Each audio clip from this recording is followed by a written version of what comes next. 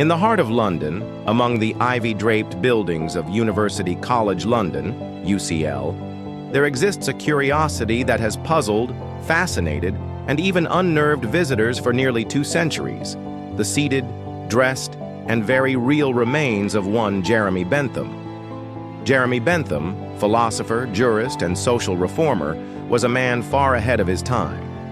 Born in 1748, he was a champion of utilitarianism, the idea that the best action is the one that maximizes happiness for the greatest number. His progressive ideals included advocating for animal rights, the decriminalization of homosexuality, prison reform, and even the education of women, ideas that would not gain full traction until well after his death. But it wasn't just his ideas that set him apart. It was his strange, meticulous instructions for what should be done after his death in 1832. Bentham, ever the rationalist, saw little reason to keep death mysterious. In his will, he requested that his body be preserved and transformed into an auto-icon, a posthumous display that would allow him to continue participating in some way in public life. Specifically, he wanted his skeleton to be dressed in his own clothes, stuffed with hay and straw, and topped with a wax replica of his head, the real one preserved and placed at his feet.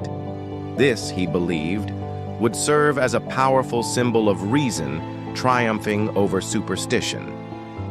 His close friend, Dr. Thomas Southwood Smith, carried out the task with devotion and grim precision. Bentham's skeleton was carefully articulated and placed inside a wooden cabinet resembling a wardrobe. The wax head, crafted due to the botched preservation of his real one, bore a stern but peaceful expression. Dressed in a gentleman's coat and seated with a cane in hand, Jeremy Bentham looked less like a corpse and more like a guest who had overstayed his welcome at a peculiar dinner party. Bentham's auto-icon, as he called it, found a permanent home at University College London, where it has remained ever since. Students and visitors would walk past the wooden case, occasionally startled by the lifelike presence inside. Some professors claimed Bentham attended meetings, his cabinet wheeled into boardrooms, recorded in the minutes as present but not voting. And yet, there is something haunting beneath the eccentricity. The original, poorly preserved head, with its sunken features and eerily intact glass eyes, did indeed sit at Bentham's feet for decades.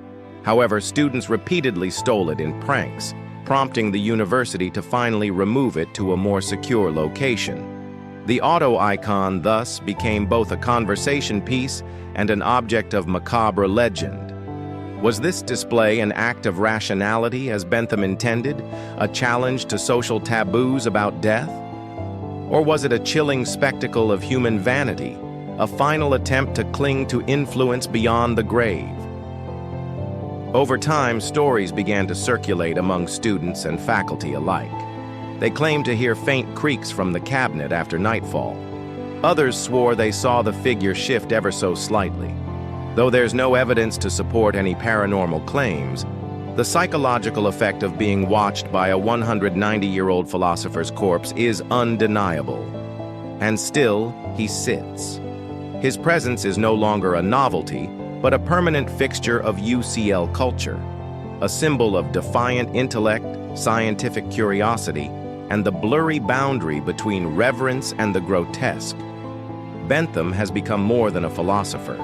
He is a ghost in a tailored coat, a posthumous provocateur whose body is as much a statement as any book he wrote. When asked why he made such a bizarre request, scholars point back to Bentham's belief that even in death, one should serve the living. By demystifying the human body, he hoped to inspire education, reason, and progress. And perhaps he has. Tourists from around the world visit his auto-icon. Philosophers discuss his work with his presence looming nearby. Even medical students, studying the history of anatomy and ethics, are taught with Bentham not just in spirit, but in the room. The auto-icon was even moved in 2013 to the Metropolitan Museum of Art in New York for a special exhibit. a surreal transatlantic voyage for a corpse that refused to be buried. Yet, like all good Englishmen, Bentham eventually returned home, perhaps weary of the American climate. Today, Jeremy Bentham remains present but not voting at UCL, an eternal student, a permanent professor, a reminder that even the dead have a voice and sometimes a seat at the table.